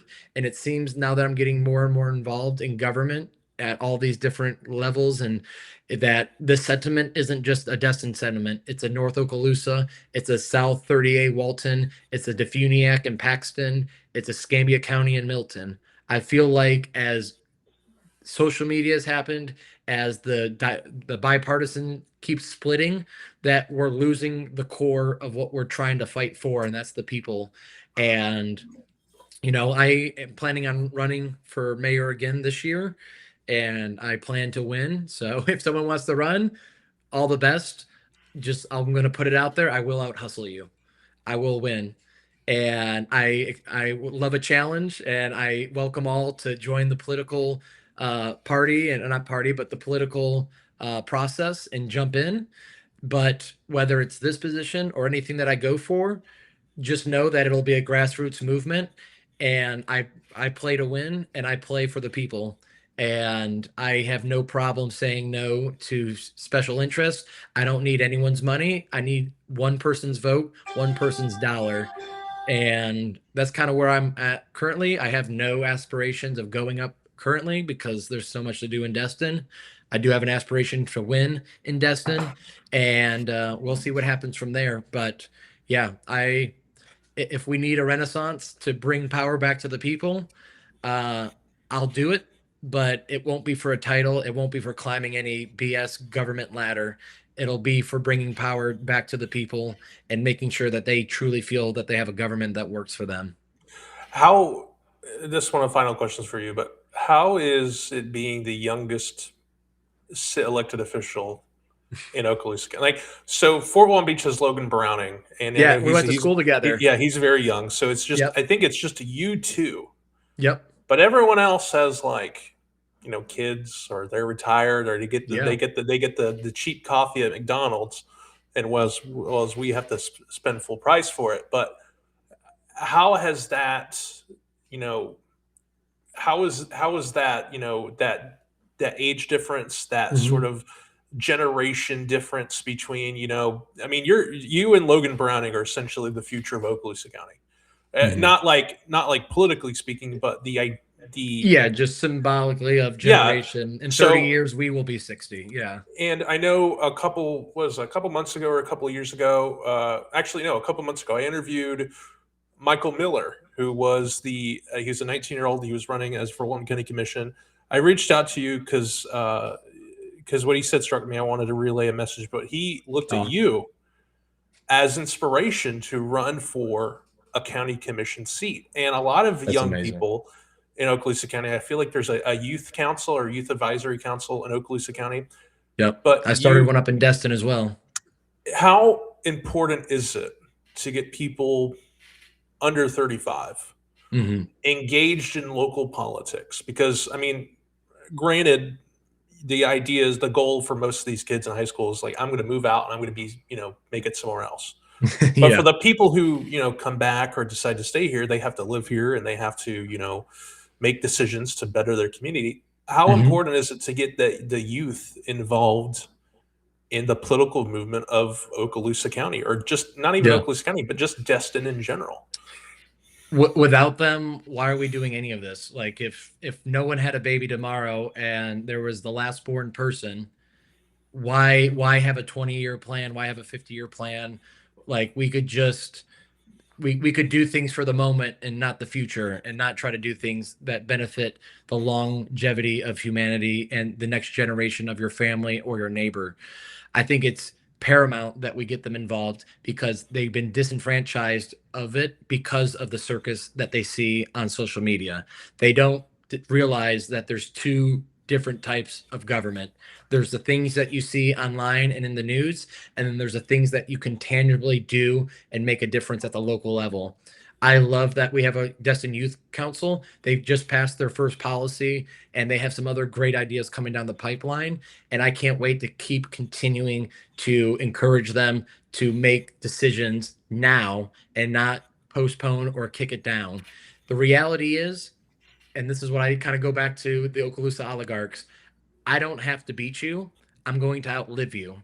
And to that same sentiment, the next generation are also the next elected officials to vote on things. So we need to get to them and we need to purify them before the corruption gets to them, because it's very easy, because corruption doesn't look like the bad guys when you start hanging out with them. They're not evil villains with like stupid voices and laughing at their diabolical plan. They're just misguided. They are single policy issues with self seeking interest. It doesn't come across as an evil villain. So we need to show them the right way, and we need to show them that their movements and their opinions matter now, and that they can do things now. There's no way or reason that you have to wait to join. At 18, you can run for almost any elected position in the country, other than presidency, I believe. And Hmm. they can start right now. There's no reason to delay and wait for your parents' permission. You got to start early because there is a learning curve. And the quicker you can learn and get up to speed and become self-reliant in your own critical thought process, the better of a citizen you can be, the better of a decision maker you can be, and whether you join government or not, the better community player you can be for everyone. Because it's very easy to start a business, because a business is by definition selling a service for the community while also self-seeking money to sustain yourself, which isn't inherently bad. It's the idea of getting these kids up and running to take over. I think I'm not against, I'm not like an ageist person when it comes to like, oh, he's 60, he needs to get the hell out of here and Yeah. let the next generation comes. No, someone needs to come and take their seat and earn it through merit. I don't want someone placed here because he's young, just the same that I don't want someone placed in power because they're old. The reality is we need merit. We need to encourage merit. We need to encourage competition, and we need to allow, and this is my ask for the older generation, get out of the seat and become an advisor. That should be the most honorable thing any human can do is I've done it, I've won it, whether it's in politics or business, nonprofit or a HOA presidency. Do it, learn it, live it, and then get out of the way and help the next person come up. Hmm. Like we are scared of losing control. They are, I am, again, pointing outwards at you guys, but I'm also pointing at me here. I'm learning right now, and I can see where, like, yeah, it's fun to be in this title. People invite me to galas. Oh my God, this is great. All the little perks, even though I don't get paid. But the reality is, if I stay here, I'm doing a disservice to the next person. Like, Hmm. if I just stay in the seat for my own self pity party, like that's also wrong. You need to learn your game and your craft, become an expert of it, and then help the next person get in your seat so you can get out of the way. Not entirely. I'm not saying go play golf all day. I'm telling you to become an advisor, become a mentor. Like take yourself out of the seat so you have some room for the next generation to grow. Just like a forest. You have all these huge mature trees. A couple of those small trees find a little bit of light, and at some point, because nature is never permanent, those big trees die, and that small tree is already halfway there to replacing him. What creates a desert isn't the lack of trees, it's the lack of the next tree taking the next one's place. Sorry to get on a tree path. I was It's working fine. as a I like trees nonprofit too. and trees on I the like coast. trees. Yeah, we're good. I like So yeah, trees. little. This is why they think I'm sometimes a Democrat because I get a little tree hugger, environment hugger. But the reality is, we can save the planet without taxes. We can save the planet by allowing good people to do great things with the mission that God's given them, and that's where I'm about. And when it comes to talking about the youth, we can't talk about the youth until we talk about the current leaders. And I think we have a lot of great leaders that are doing this. I'm not calling everyone out saying no, this isn't happening, but that's the mindset we should all have is if you're a current leader, how do you go from being a leader to a mentor and finding your exit strategy, not just monetarily, but through education and bringing that next person up? Hmm. And so that's my goal in this. That's so amazing that he said that. That really brings a smile to my face. I love getting into the high schools and showing them anything's possible, and that it does take a lot of work, a lot of grit, and a lot of time and dedication. But yes, if you have something that you're dead set on, it will absolutely help and happen if you get after it. So that's Real, my little real, spiel. real quickly, what are some of these? Because you said this Destin Advisory Council, the Youth Advisory Council, just passed legislation. What was that, and what are some of these ideas the youth of Destin actually have for the city? Yeah. So two that I can remember came up at the last committee. The one that passed was, again, it's so easy for us. I'll throw myself as a boomer, even though I'm a millennial. It's so because they don't think of me as a young guy. I know to Oh, all I got you called older Unk over the guys out weekend. there and It girls. rubbed my gears. I got called Unk. Boy, That's let me what I'm tell talking you, about. Like, listen, I I know invented those we're words. What young. are you We're talking still about? young. I'm not saying that we're not young, but to the age above us watching this, we're not the youngest because the youngest doesn't see us as one of them. Like there's maybe let's just call it simplified. Let's say there's three tiers. You got your seasoned veterans, The you got millennials. your middle millennials, like Yeah. just cranking it out right now, and then you got all the other ones down here. We might not be up here as seasoned, but these people don't see us as young either. So we're in this middle ground. And so what they passed, which I was super proud of them, because and I bring that up because they go, "Oh, these kids are lazy. Oh, these kids they don't want to work." They literally are making a system through the chamber, and I have a meeting with our chairwoman of our youth council and Shane Moody, our CEO of the Destin Chamber, to now take this to the next step here at 4 o'clock in 1 hour. And so their goal is like, listen, we there's a lot of good kids in DHS right now, Destin High School, that want to work and also kind of want to learn something, like almost like an apprenticeship thing. Like, hey, I can scrub the floors, but I would love 15 minutes with the owner once a week. Like it's again, it's about not just finding a job as an employer and an employee, but also raising up the next generation, because these kids are smart, they're after it, they have the grit and the grind, and they want to learn. And so what they've done is, hey, we want to create a program that brings Destin High School students and Destin local businesses of all kinds together to fill in the gaps. Whether that's a seasonal job, it doesn't matter. It's about filling the gaps. There's also a component about child labor laws and things like that to keep everyone above board. So mom's happy that, the parents, the guardian knows that they're going to a legit place. The kids are happy because yes, it's a job. Yes, it's minimum wage or whatever that pay may be. It's up to the business owner, but it's also a little bit of a component of, I'm going to learn something that I can take to college with me. I'm going to learn something that I can take with me in my life journey. So it's more than just a job, but a beginning breeding ground for the next entrepreneur, the next manager, the next, CEO of The what's next coming mayor. up. So I loved it. I mean, They came up with that. yeah, and to see this like the like I so we have Trisha, who is she's a news assistant, but she's never been a journalist before. Christopher and I teach her how to be a journalist, so she has a son, Dakota, Nice. and we had a 2026 meeting, and we are like, what? Because we kind of wanted like the idea of a kid reporter, like sort of like Their reporting eyes. reporting on like things that matter to them, and like so like there's an arcade in Fort Walton Beach, and there's a bowling alley, there's a skating rink, but like what I mean? There's not a lot for kids I to want a do. skate park in Destin, but I'm Yeah, there's biased because I grew up skating. but there's not a lot of parks like that. I mean, you have in Fort Walton Beach, Mhm. you have some skating spots in Crestview. You don't have one in Destin, but I mean, there's not a lot of spots for these kids to hang out. And I know it's the time of the world, but you can't leave your kids alone. You can't leave them because the people. But like, there's not like like the best way I can describe it is there's not really a third place anymore.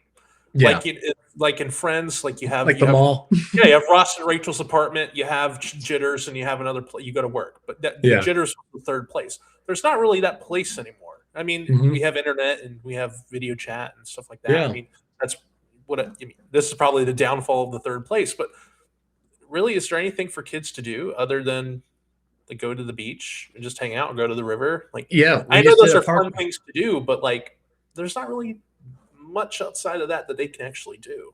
Yeah, we did a big park master plan, and that was our biggest deficiency is the teenage activities of Destin. Yeah. Other than like beach and if your family owns a boat or something, but even then it's like families, the parents are going to be driving because these are like 13 to 15 specifically, that 12 to 15 hyper gap. At least when they have a car, they can at least drive to the friend's house if they have those kind of means. And there's a little bit of autonomy to go and meet up. But yeah, our biggest issue in Destin per our new park study was, hey, that 12 to 15-year-old gap, like we want to again, I'm going to point at you guys watching us right now, and I'm going to be pointing at me as we have to figure this out. But we like to say they're on their screen, they're lazy, but we haven't done anything to help them. Like, what 12-year-old really knows what the heck they're doing? Sex aside, what 5-year-old or 15-year-old knows what they're doing, female or male? Like, we need to guide them. We got to give them a little push. We got to set up that third space. I love that kind of analogy or that topic or that vocab word. Mhm. Like, we, us, both of us, I'm looking at you watching this right now. We need to empower them to get off their phones instead of just bitching at them saying, get the hell off your phone and go play. Play where? Do what? We haven't built anything for them. So a little But bit yeah, less we get pointing, a pickleball little bit more courts. inward reflection. I mean, we get pickleball courts, and I'm like, Dad, that's cool. We have pickleball courts. That's a very grandpa, middle aged thing to do. But the kids, I don't know if you know this, but the kids love basketball. They like shooting hoops. Yeah. They like going skating. They like. I know Milton put in. Not only did we get a basketball court, Brown, when I was in high school, we got a BMX dirt track That would be in, sick. inside the city of Milton, like Yeah, in Milton limits. Like literally, it's a mile away from Milton High School. that's Um, awesome. and people go there, hang out all the time. If you just have cool things that get the kids outside, then they wouldn't have a body like built like Taco Bell, like I do, and they have options and stuff. They can actually be outside, and Hmm. Destin is a very idyllic town. It's very quaint once you get off 98. It's very Hmm. quiet. I mean, I think it's we Yeah. need to invest. I think cities and county commissions, uh, journalists decide. This is Colin Bester speaking, not from Midbay News, but I think local government really need to invest in the youth of their community rather than the 60s, 70s. Nothing against those people, but Hmm. that's the future. Those are the people who are going to take the city Destin. Like I wish, the next mayor after you, same age, 20, I might have a 25. bias. But they're young. They have fresh ideas, and they can, you know, let's say Bobby Wagner built the foundation, and they're going to start building the frame of the house. You know what I mean? Absolutely. Yeah.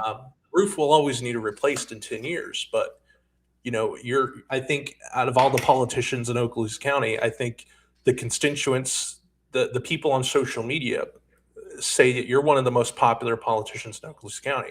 You tell it like it is, That's and I crazy. appreciate that. I appreciate that as a journalist. I can ask you a hard question, you'll answer it. It may not be the most popular answer to that question that other people may not like, Hmm. but you answered it, and there's a little. You get some bonus points in my book. Well, I Um, appreciate that. it's like, hey, if something pops up, even if it's county related, say, hey, Bobby, give me a quote. You know what I mean? Yeah. Like, Well, like that's what it he, should be. yeah, Government should be accessible. Government for the people, by the people means communication, transparency, and God, I bring in a little bit of humor because this stuff ain't fun if unless you're having a little fun. So you got to make it fun. So, look, I you think know, you're the only elected leader who knows what 6'7" is. All right, and you've used when it I said twice. that, I'm like, oh You my said it God. twice. You said it twice, and you said it the second time. I smirked It's a little bit. pierced my subconscious. Like I don't know. I'll have to text you after this, or I'll like because it's my dad's. My dad got a license plate. I don't know if I told you this. So he got his, I think, his third midlife crisis right now. You know how, like, I assume your dad like got some stuff. My Yeah, he dad. got a boat last year. So my dad was a pilot, so he bought a very nice computer with a flight simulator, and Nice. so he got a Mustang, and on this Mustang, and it just happened. It's a cherry red Mustang, convertible, and the license plate says number 6X7, the number seven, the N. Keeping them young. And Age is just a mental number. I was like, you need to drive by.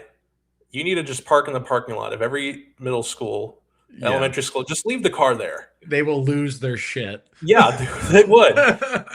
And you know, I feel like that meme will never die.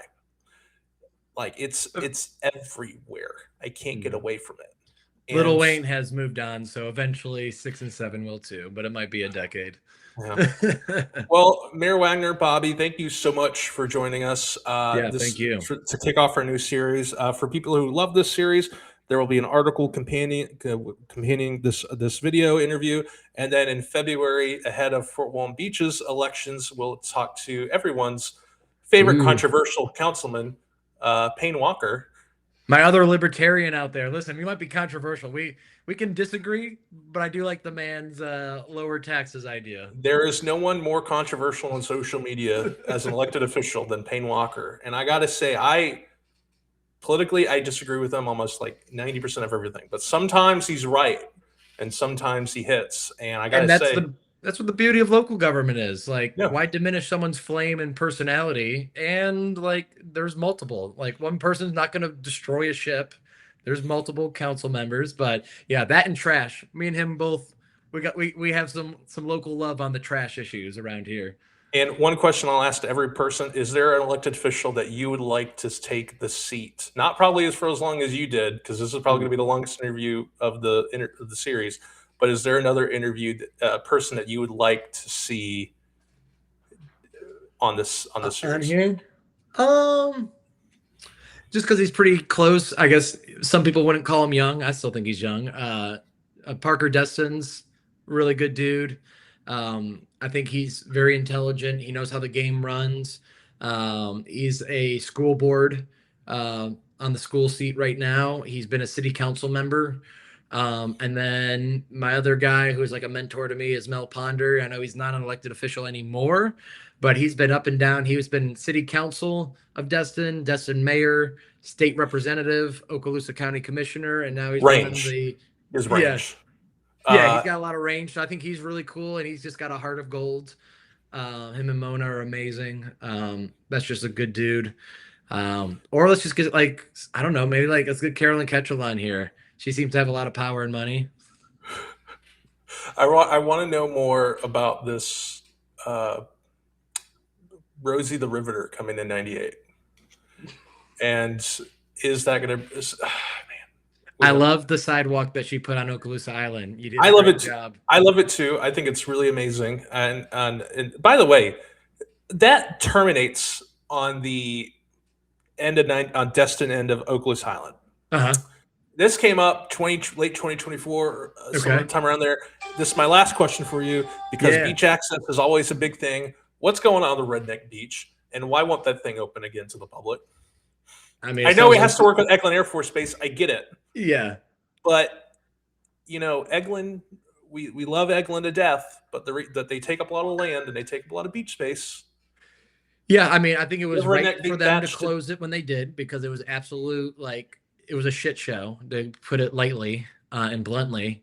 So I'm glad they closed it to kind of really tell them, like, hey, we mean business. This is like not how you treat the land, how you treat people, like definitely out of control. Yeah, like you said, a couple of years ago, it looked like the county was going with them. I would just say, I guess to answer your question, I don't know. What I would like them to do is take the pledged money that they were going to do in Destin, the city of Destin, and go throw it over there because we don't want it over here in Destin. And that, I think, is the perfect way to end this conversation that is now going on 2 hours. Bobby, thank you so much for joining us today. Thank you for being, I guess, the guinea pig to this whole series. And I hope 2026 goes well for both you and the city of Destin. And congratulations on the nuptials, man. Yeah, thank you. It changes your life because every day I wake up thanking God that my wife hasn't smothered me with a pillow. Ain't that the truth? Yeah, and I'm a little bit of a snorer, so I wouldn't even blame her if I woke up dead realizing what happened. I'd be like, yeah, I probably deserve that. See, the biggest issue, and I don't know what it's like in your household, but this winter time is probably the biggest issue in ours, is because she spent time in New Hampshire, lived in Keene, New Hampshire, which is home, I guess, of the apple cider donut, which I didn't know that, but I know it sounds delicious. I want to go, but she loves the cold, and we just had a cold snap here, so that that heater is off, which is fine when you go to bed. But when you wake up in the morning and it makes you not want to get out of bed. Makes you not want to get out of bed, and then you take a shower. You hop out of the shower and you're still wet and cold. It's a pro. I take cold showers, so I'm a little weird on that end with her. You take cold showers? Are you one of those people who like cold plunges? Oh, brother, I don't think it does anything.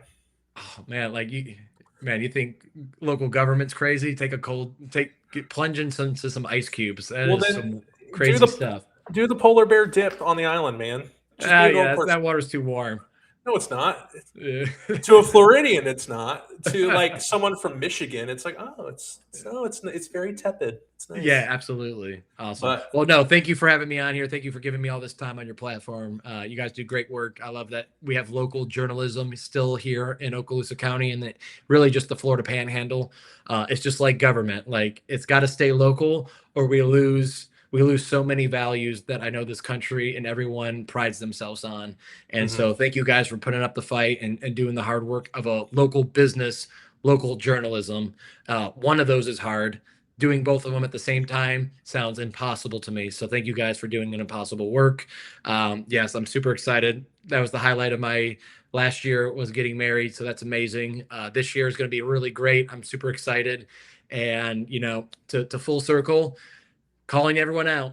If you want lower taxes, get to work, get out there and do something with your community in lieu of those taxes, because that's what I'll do with you guys. So if you made it this far, or you're seeing this as a little, short snippet, if you want to get in touch with me, I don't care if you want to talk government, policy, parks, not government at all, DM me, call me, email me, throw all my information that you guys know in the listing, all that stuff. Like, my goal is to communicate with you guys. I have one promise, and that's to lead with love. I can promise you one thing. I don't know much. But two, what I can promise is that I can go figure it out, and then I'm going to lead with love. And I'm here for you guys, the people of Destin, of Okaloosa County, and the Florida Panhandle. All right. Thank you, Bobby. Have a good one. He'll even talk to you about heated rivalry. Yeah, come on.